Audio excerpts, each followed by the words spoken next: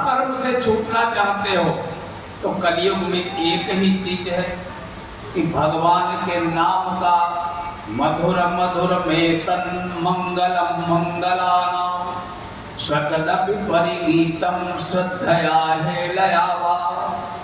भगवान का नाम जप, अगर भगवान का नाम आप जपते हैं तो वो कल्याण कर देगा।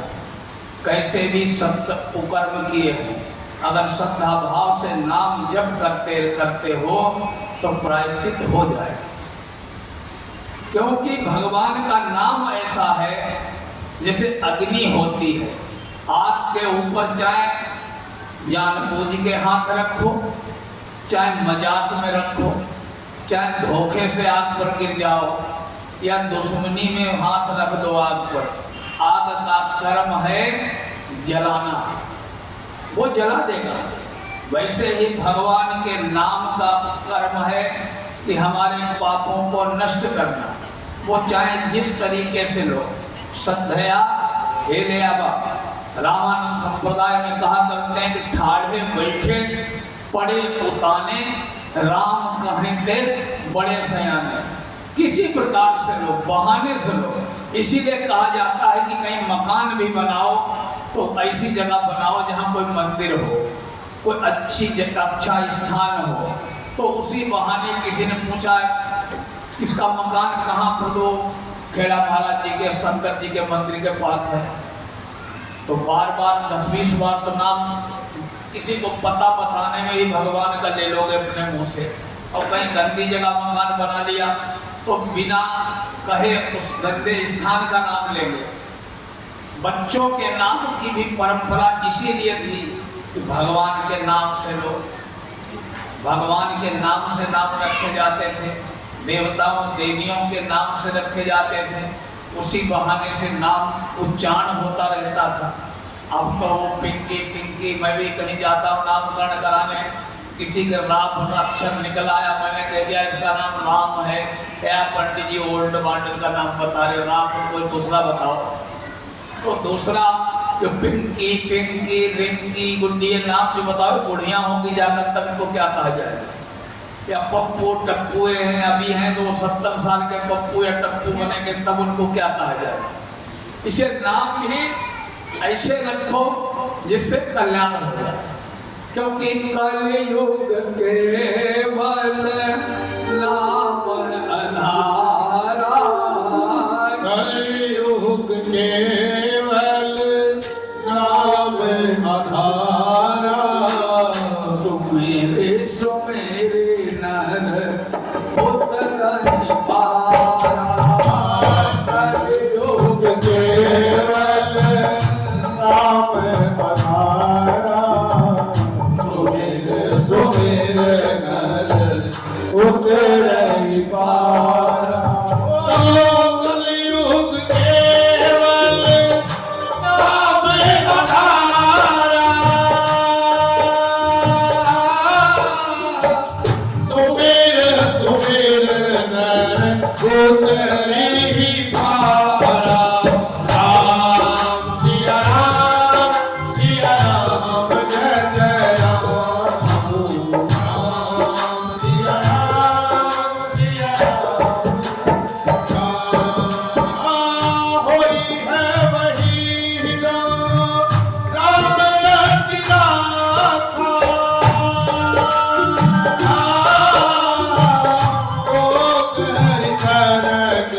बढ़ावही राम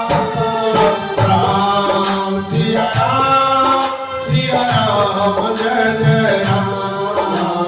राम सिया राम जय जय राम।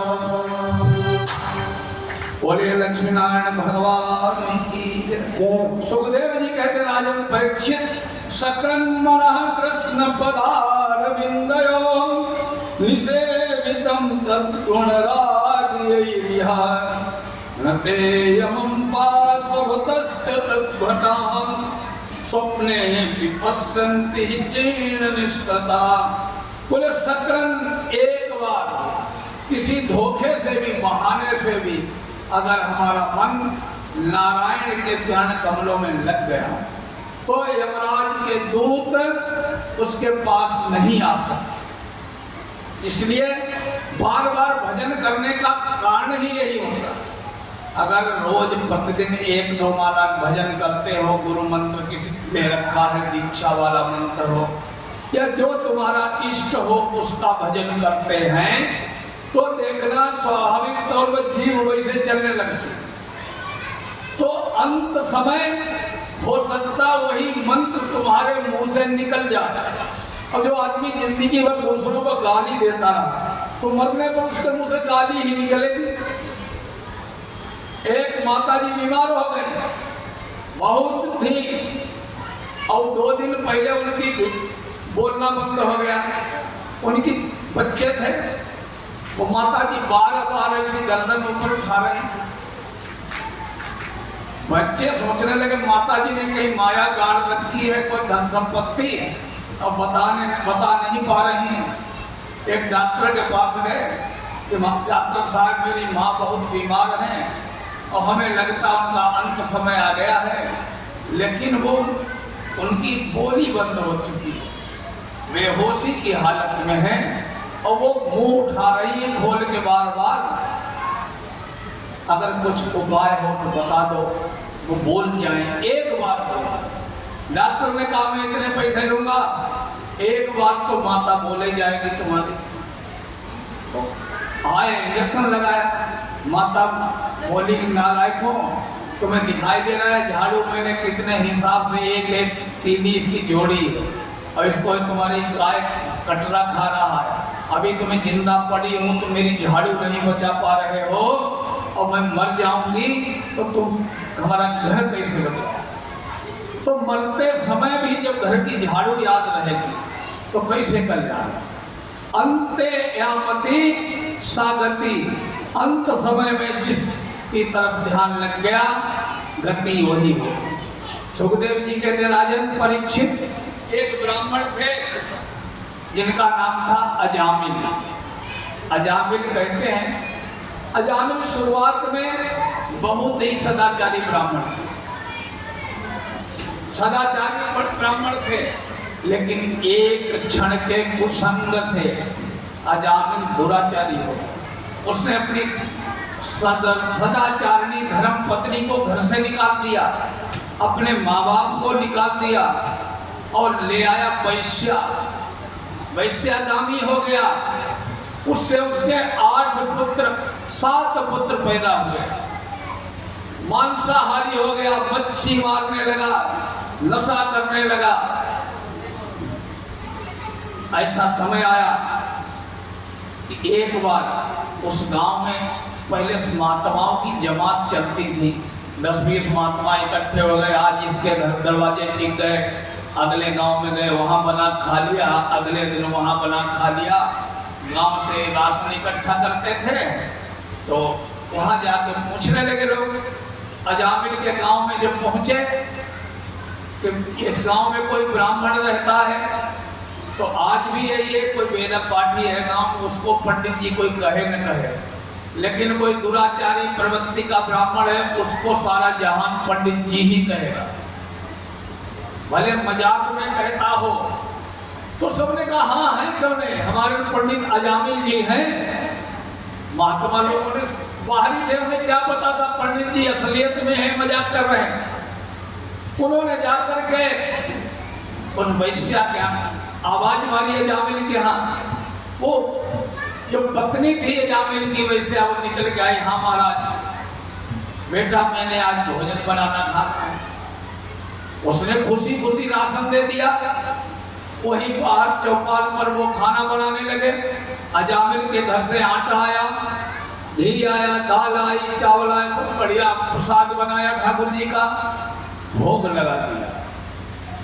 उस वैश्या ने अपने बेटे को पूछा, बोला बेटा तेरे पिताजी गए हैं कहीं मच्छी मारने, उनको बुला ले कि महात्मा आए। वो अजामिल को बुलाने गया, बोला पिताजी अपने यहाँ महात्मा आए। अजामिल भाग खड़ा हुआ। एक दिन तो शर्त बताया थी, वो जाल जो था मच्छी मारने वाला रास्ते में फेंक दिया। ऐसे भूतों जैसा जाके महात्माओं के पास खड़ा हो गया, महाराज जी एक खाना आप लोग मत खाना। बोले क्यों?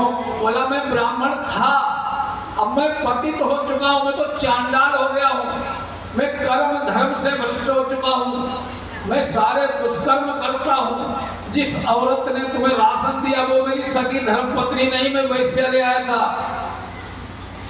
महात्मा सोचने लगे इसने बोला तो सही है, लेकिन कहा गया कि भोजन भी पवित्र करना चाहिए। अब भोजन बन चुका था, ठाकुर जी का भोग लग चुका था। सारे महात्माओं ने आपस में विचार किया कि प्रसाद भोग लगाने के बाद तो प्रसाद हो जाता है, प्रसाद त्यागना भी बड़ा पाप होता है, और खाना तो उससे बड़ा पाप हो जाएगा क्योंकि पापी का कमाया हुआ था। आखिर में संतों ने कहा कि नहीं, प्रसाद तो प्रसाद होता है जब भगवान के चरणों में अर्पित हो चुका है। महात्मा बोले मैं भोजन तो अवश्य करूंगा, लेकिन पंडित जी तुम्हें दक्षिणा देनी पड़ेगी। बस अजामिल पर फिर राक्षस सवार हो गया। बोला क्या कहते हो, मेरा घर लूट के तुमने ये रोटी बढ़िया खाना बना खा लिया, ये थोड़ी चीज है, मैं दक्षिणा कुछ नहीं देता। महात्मा ने कहा दक्षिणा तो देनी पड़ेगी। बोला नहीं देता दक्षिणा, तुम्हें खाना हो खा लो, नहीं खाना न खाओ। आखिर में बोला मेरे को पैसा नहीं चाहिए दक्षिणा में। तो हाँ क्या चाहिए? उसकी पत्नी बोली पूछो तो क्या चाहिए? महात्मा बोले देखो तुम्हारे घर में बच्चा पैदा होने, वो जब पैदा हो तो उसका नाम नारायण रख देना, यही मेरी दक्षिणा होगी। बोला हाँ ठीक है तो रख दूंगा। महात्मा चले गए। कुछ दिन बाद उसके घर में एक पुत्र पैदा हुआ और उसका नाम अजामिल ने रख दिया नारायण।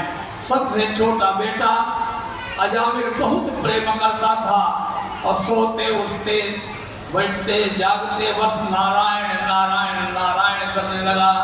श्रीमन नारायण नारायण नारायण श्रीमन नारायण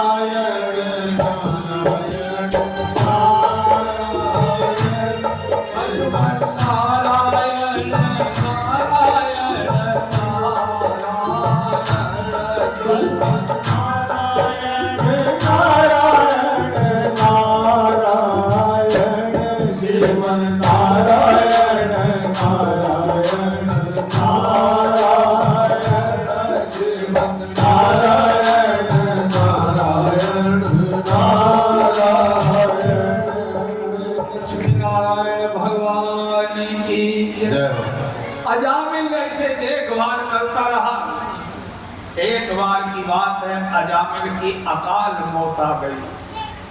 अजामिल के प्राण निकलने लगे। सामने उसे साक्षात यम के दूत यमराज दिखाई देने लगे।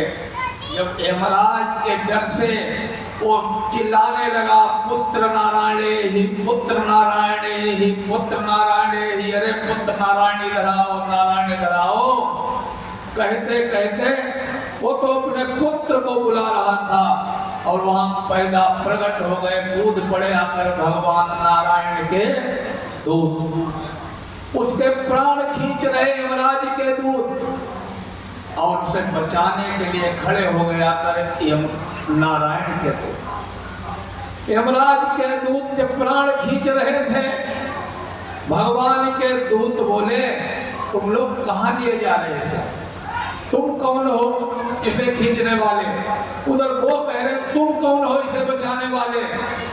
भगवान के दूत बोले मैं नारायण का पार्षद हूँ, इसने मेरे प्रभु का नाम का स्मरण किया है, इसलिए मैं इसे निकल ले जाने नहीं दूंगा। यमराज के दूत कहने लगे पापी है, दुष्ट आत्मा है, इसलिए इसको मैं ले जाऊंगा। नारायण के दूत कहने लगे कि तुम पहले ये बताओ तुम किसे ले जाते हो किसे नहीं ले जाते हो? विष्णु के पार्षद बोले कि किसको ले जाते हो यमलोक में और किसको छोड़ जाते हो?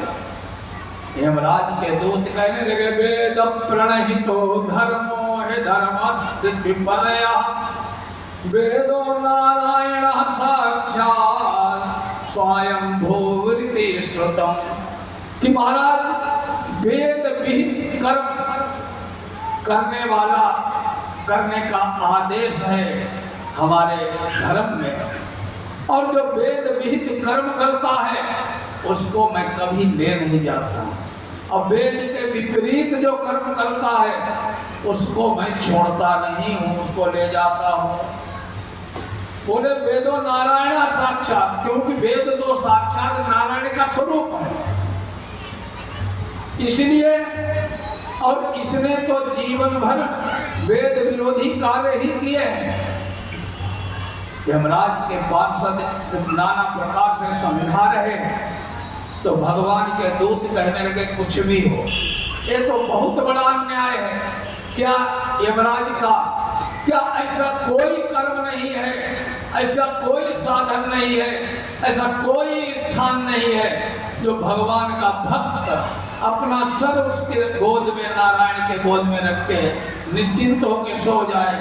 बताओ, हमारा तो भगवान का भक्त है, नारायण नारायण जप रहा है, आप इसे जपते हुए ले जा रहे हो। बहुत बहस होने के बाद भगवान के पार्षदों के डर से यमराज के पार्षद चले गए।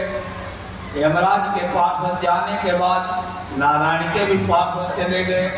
ये सारी घटना अजामिल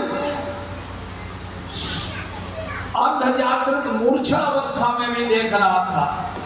उसके आंसू निकल आए कि आज मैंने अपने पुत्र के नाम के बहाने अब नारायण का नाम लिया है तो मेरे प्राण बच गए।